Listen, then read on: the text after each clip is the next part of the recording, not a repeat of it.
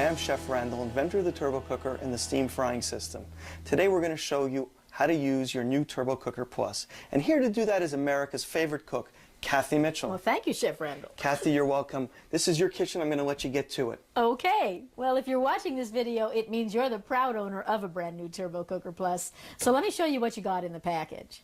First of all, you got 35 great turbo cooker recipes, and these will take you through breakfast, lunch, and dinner and get you turbo cooking in no time. Now, you'll find on these recipes all the ingredients you need. So let's take a look at that turbo cooker valve and see what we're talking about. On the top of your lid, you're going to find this valve. It looks like a little light switch, and one's marked open and one's marked closed.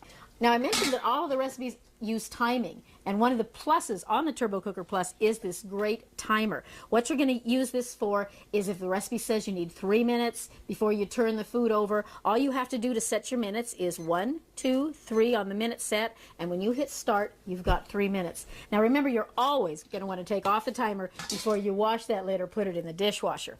Now inside, you're going to find these two racks. These we call stack racks because they have little clips that allow you to lock them together so that it makes them easier to move the foods in and out of your turbo cooker. Now, all of the recipes will tell you whether you've got foods on one rack or both racks, and when you lock them together just as easily as that, then you can lift them up and move them in and out. And we're going to show you a lot more about that later.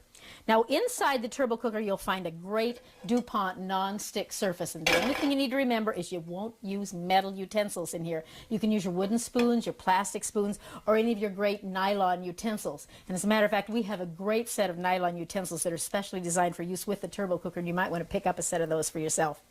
Now, a lot of your recipes are going to call for using different pots and pans and things from your kitchen to use in addition to your turbo cooker. And you can use metal, like your metal mixing bowls, or glass. I particularly like these little disposable aluminum or metal pie pans and cake pans because then I can just toss them when I'm done. You can use ceramics. You'll also find it handy to have a 6-cup muffin pan like this. A lot of the recipes use this when you're baking cupcakes or muffins in your turbo cooker. Now, inside the pan, you got this great springform pan. If you've never seen a springform pan before, let me show you quickly how to use it. On the side, you'll find a little clip, and all you do is flip that open, and this ring lifts right away, so your food is left sitting on there. It makes it easy to get foods out of it. To put it back together, all you do is set it on a flat surface and lock that back on, and that locks your base right back in it. Now, before we start cooking, let me show you a little test you can do to determine how your stove compares to the stoves we used to develop the turbo cooker recipes. Take 1 cup of water, just cold from the tap, and put it into a cold turbo cooker. Set your stove to high heat, and using the count up feature of your timer, see how long it takes that water to come to a boil. If it takes 2.5 minutes, your stove is exactly the same as our stoves, and you can follow the timings exactly as they are on the recipes. If it takes 3 minutes, then you know immediately you're going to need to add a little extra time to the recipes in order for them to get done on your stove. On the other hand, if your stove boils water in 2 minutes, then you're going to need to find what setting to put your stove on so that it takes 2.5 minutes for the water to come to the boil. It might be medium or medium high. But once you've determined that, it'll make it much easier for you to use those turbo cooker recipes. Okay, I'm going to clear off this stuff and we'll get started cooking. Okay, we're going to start with one of my favorite recipes from the show, pork tenderloins with sweet potatoes, green beans, and baked apples. So what I'm going to do first, I've got some sweet potatoes here. I'm just going to put them in a pan. And I'm going to add 1 cup of water. Now, this is a recipe that you don't have a card for. This is one of the recipes that I've used the quick cooking guide to help me figure out how to do it. Potatoes are going to take about 21 minutes. So the meat only takes 14. Means I need to give those potatoes a 7-minute head start. So I'm going to go ahead and turn that on to high heat. And I'm going to go ahead and put the apples in. Now, all I've done for these apples is I cut them in half, cut a little slice off the bottom too so they sit flat on the rack, and filled them with dried cranberries. They're just delicious and they go really good with the pork. So we're going to go ahead and put the lid on there, the valve in the closed position, and we're going to start that off with 7 minutes. Now let's go ahead and get the rest of the stuff ready so when the timer goes we're ready to add it. I've got some pork tenderloin here, and I'm going to use a little seasoning in it. Now, a lot of times in the recipes you'll see a reference to Chef Randall's Choices. What these are is great single-serving seasoning packets that allow you to season your meats just perfectly without having to go out and buy lots of different spices. Chef Randall has mixed all the spices perfectly, and there's lots of different flavors. There's a taste of Italy and so on. What I'm using in this pork tenderloin is the vegetable and poultry seasoning, but remember, you can use it on anything. It's great on the pork. So I'm just going to go ahead and stir that around and let it kind of marinate for a few minutes while those potatoes start cooking. Now on this rack, I've got my frozen green beans with some almonds seasoned with a little salt and pepper. In the cooking guide, 12 minutes, and the meat needs 14 minutes. But you know this isn't rocket science, and you know that they're going to both cook in about the same amount of time that way. So those will go in just a few minutes. While that's getting started, let's show you that coffee cake I promised you over here. Okay, I've got 2 cups of reduced fat Bisquick in the bowl, and now I'm going to add for liquid 1 cup of orange soda. And I'm using diet orange soda, so it's not going to add any extra calories to that coffee cake. You know, you're going to find when you use soda in your baking, it really makes your baked goods high and light. We're going to add an egg and give that a little bit of a stir here. All right, so you don't want to over-stir Bisquick, you just want to get those lumps out. And I've prepared my springform pan with a little bit of nonstick spray so that this doesn't stick to it. There we go, we got a nice smooth batter. And we're just going to go ahead and put it right into that pan. So just spread that in the bottom. And I've got some pecans. Sprinkle those on there. I love pecans. And a little bit of brown sugar. Just right on the top. Okay. Now, for my cooking medium, I'm going to use the rest of that can of soda. So we're just going to go ahead and pour it right into the bottom of the pan. And we're going to make a little hot fruit sauce. So what I've got here are some peaches that I've drained most of the liquid out of, and some mandarin oranges. And to help that kind of thicken up, I'm going to add just a little brown sugar that's left over right into there. Now we'll place the rack right on there, set the cake on top, and that's going to take about 15 minutes to bake on high heat with the valve open. That open will help that liquid to boil away to make my sauce nice and thick, and it also kind of helps the cake to rise. Oh, now one thing I wanted to mention while we're talking about baked goods. A lot of times when you're baking, like the cheesecake recipe, for instance, through the baking, it'll tell you to add more water to the pan to keep the steam going. So anytime you're asked to add more water, just remember to add it to the pan, not to the cake, because one lady did that and wondered why her cake was very, very moist. All right, 15 minutes on that. And we should just about be ready here on our sweet potatoes. I'm going to go ahead and stop it. Okay, now take a look. See, the apples are starting to get tender, but they've still got another 15 minutes to go. I'm going to go ahead and lift the rack out. You notice how I'm doing this? I've got a little kitchen fork, and it just slips right under those wire racks and lifts it right out. And I can see the potatoes are getting tender, but they're not quite done yet. Now, I probably have a little bit more water in there than I would like to have, but that's going to continue to boil away. So we're going to go ahead and add the meat to it right now. So I've got my pork tenderloin here, those seasonings on it. I go ahead and put that right in the center here. Push those potatoes off to the side. And I'm going to add just a little bit of brown sugar on top of those potatoes. They give it such a nice flavor. And I find that when I add the brown sugar, I don't have to add any butter. And when you can eat potatoes without butter, it saves you a lot of calories. Okay. Now, because I have a little bit more liquid than I'd like to have, I'm going to use the valve open for the first few minutes of cooking here. So I'm going to put my green beans on, and we'll put those apples back on. I'm going to go ahead and lock those racks together, just like this. Give it a little spin. Put the lid on. Now, I'm going to, like I said, I'm going to leave the valve open for a few minutes to kind of see if we can't get rid of some of that liquid. I don't want to boil the meat. You want to fry the meat. And we're going to go ahead and give that 7 minutes. And then I'm going to turn it over, and then we'll cook it for the last 7 minutes. Okay. So while we wait for that to cook, we'll take a little break here. Okay.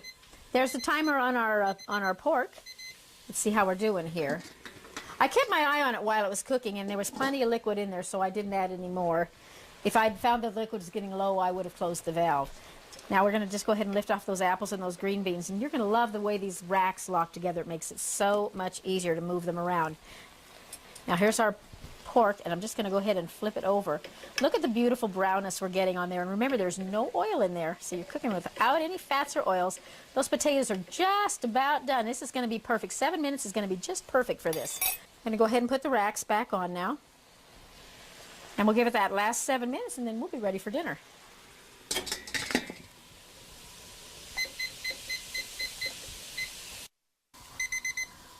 Okay, the coffee cake is done.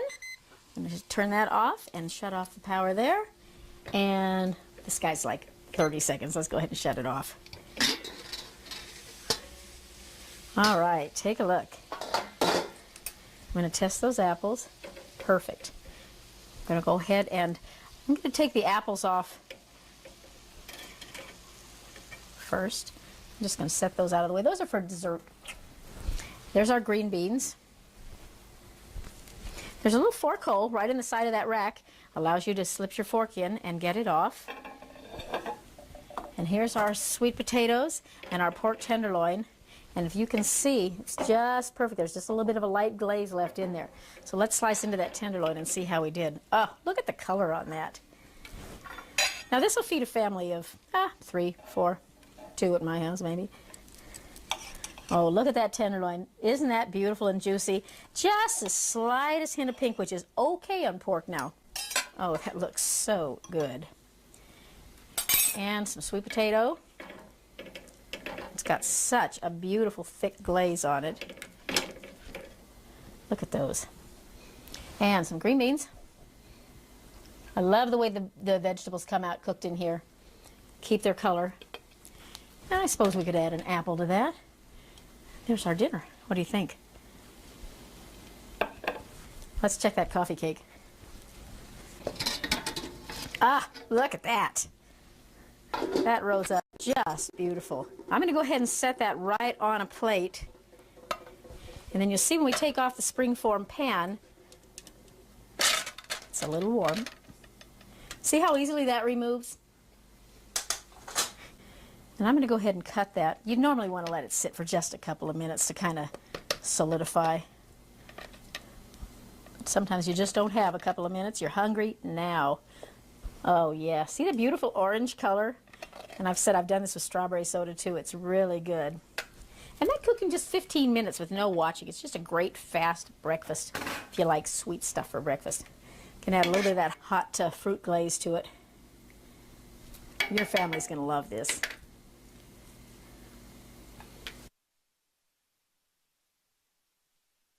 Okay, I've got a couple of chicken dishes I want to show you. We're going to start with one I made on the show. We called it Bavarian Chicken. Now, what I've got in the pan right now is a little bit of cabbage, and I'm sauteing it in just a little bit of water. I never use oil in any of my recipes, and you won't miss it, believe me. So after your cabbage is sauteed, what I'm going to make is one of these packaged noodle mixes. And the recipe, follow it just like it calls for it. Package of the mix and 2 cups of water. The only thing I'm going to leave out is that tablespoon of butter or margarine. You really don't need it. So we're going to go ahead and add that in. Now, I've added the cabbage as my own little special touch because I feel like if you can get vegetables in your kids any way possible, go for it. Now, I'm just going to go ahead and start this. It calls for 7 minutes of cooking time. So I'm going to get it started in the turbo cooker, and then I'm going to transfer it to this other pan and let it continue cooking while I fry my chicken in the bottom. That way I've got my meat, my vegetable, my side dish all in one pan, so I'm only dirtying one pan up. So here's how you do the chicken. I've got just a chicken breast here, and what you want to do is take, if you've got a hammer, works great. If you don't, the side of a saucer works fine. What you want to do is flatten it out a little bit, just like this. And once you get it flattened out, just do both sides, just like so. This will cook faster. Going to drip it in a little bit of flour. Now what I've got here, this is the Bavarian part. I've got a little bit of beaten egg with a couple of tablespoons of mustard. So we've dipped the chicken in flour. Now we're going to dredge it in that egg mix. And then what I've got in here are some crushed up pretzels. This is a good way to use up the last of the bag when all that's left is crumbs. So we're going to go ahead and roll that chicken in there. And what this is going to do is going to give me a beautiful crispy texture on that chicken without frying. And it looks good even before you hardly start cooking it. So I've gone ahead and dipped those. Now let me give this a little bit of a stir here. Actually, I'm going to give it just a couple more seconds. What I've got over here, if we can just move over here for a second, is I've got some chicken and onions sauteing in the pan. And it's gone dry, but that's good, because what happens when your pan dries out a little bit is, you see, that's where you get the beautiful brownness in your chicken and your onions without adding any oil. So I was keeping an eye on it, and I could hear that sizzle telling me that I was losing my moisture, so I just added a little bit more water. I keep saying, people joke with me that cooking is not rocket science, and it really isn't. But you just got to kind of watch it, and don't think you've burned it. We've got a beautiful brownness. So I'm going to go ahead and let that go a couple more seconds, and this looks like it's just about ready to transfer into this other container. And this is going to finish cooking while we cook that chicken. So we're going to go ahead and just pour it right out into the bowl. And here you see I'm using the bowl I'm going to serve it in, so I'm not dirtying up any extra dishes. And this is where you'll find those spatulas that we sell come in really handy. They've got little points on them that help you get in all the little corners.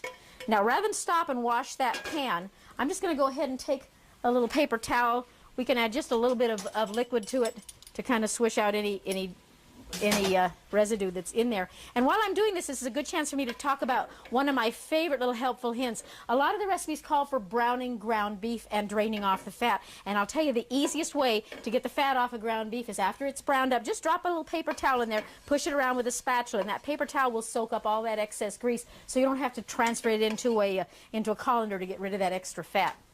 All right, now we're just going to go ahead and put our chicken breasts in there. And the pan's on a high heat. And I'm going to drop those right in the pan. Now, because we're frying with water and not oil, I'm going to go ahead and add my water right now. But I'll tell you a little secret here. You don't want to just dump it into the middle of the chicken. You want to kind of drizzle it around the edges for a couple of reasons. You're not rinsing off any of that excess, any of that breading. Just keeps it right around the sides. Now, you don't want to put all of your water in at the same time. Over the course of cooking, this is going to use probably close to 3/4 of a cup of water to fry. But if I add it just a little at a time, it doesn't get the chicken like it's boiling. It gives me that fried texture. So that's going to keep my steam going. On my rack here, I've got some carrots. I've got the stack rack on there, and I'm going to add our side dish. Cover that up. And I'm going to add a little bit more water in 3 minutes. So I'm going to go ahead and give this just 3 minutes to start. And then I'm just going to come back. I don't have to lift out the rack. I'll just take off the lid and add a little water around the edges. But 3 minutes at a time, that'll keep that breading nice and crisp. Now we'll get back over here to our chicken.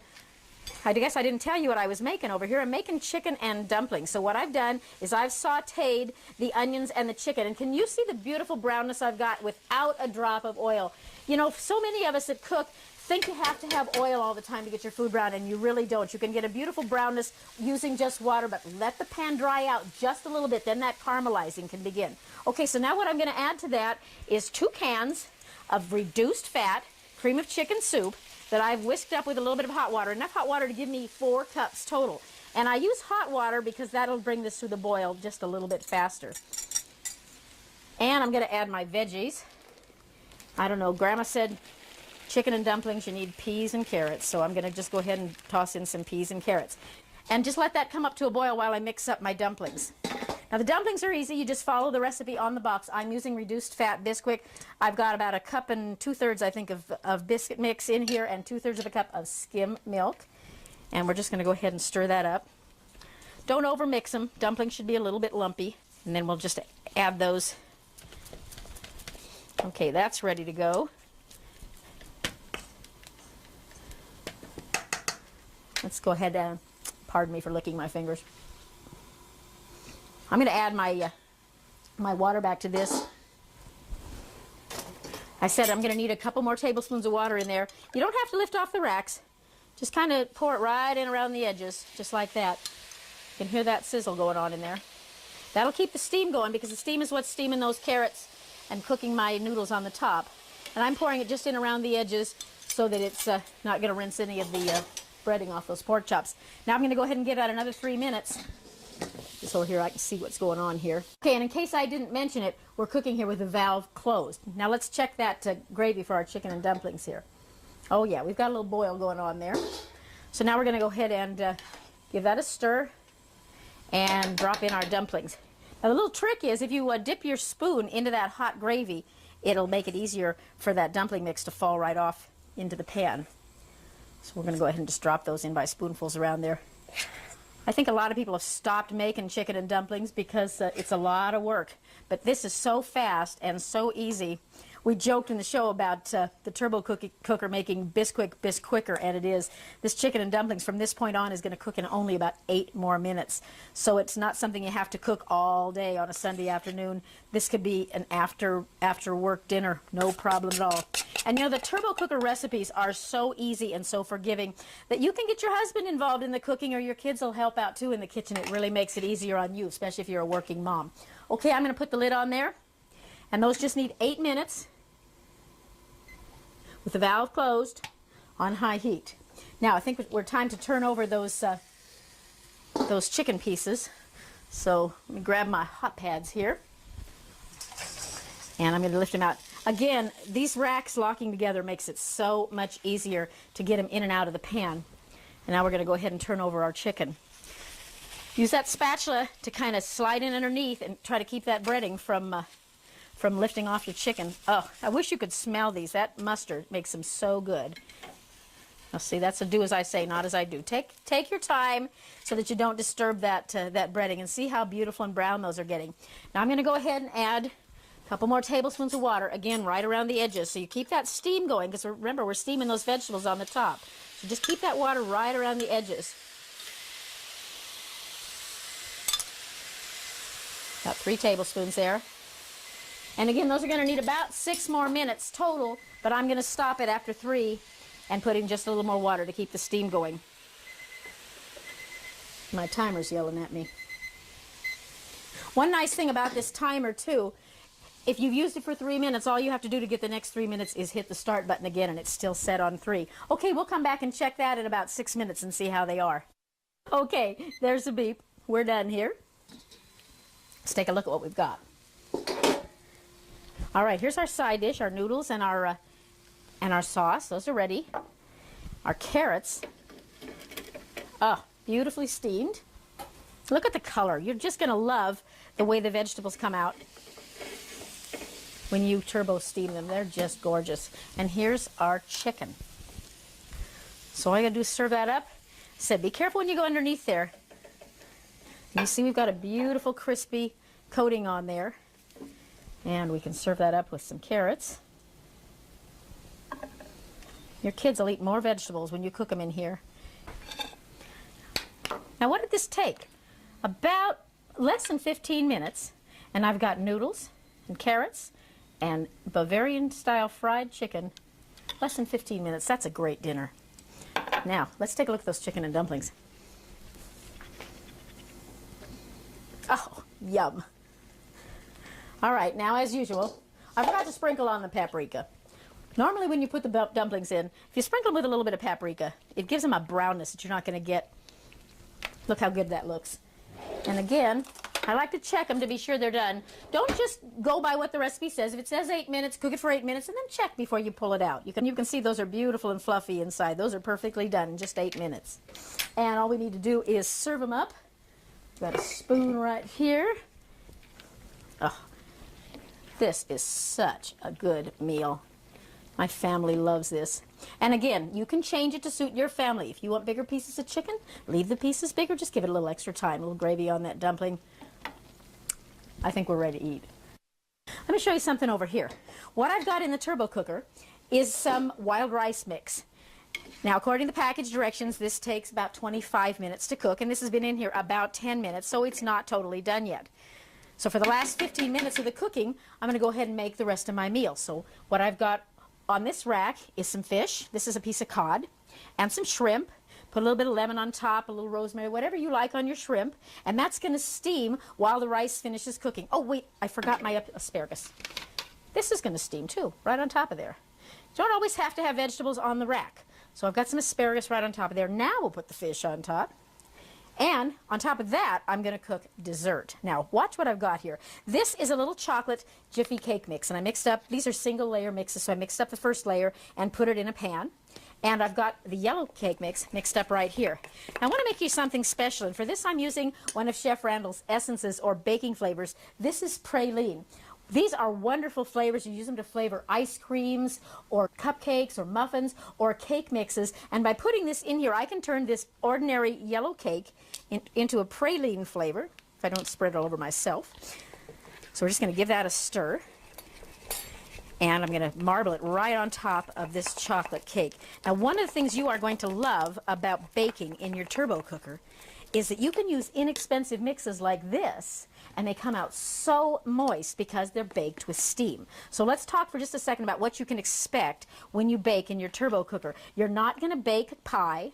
You're not going to bake a raw dough because it doesn't brown. It just bakes. But as you saw earlier with the Bisquick, it does wonderful dumplings, and it bakes wonderful cakes and muffins and cupcakes. So we're going to go ahead and just put that yellow on top, and I'm going to marble that in.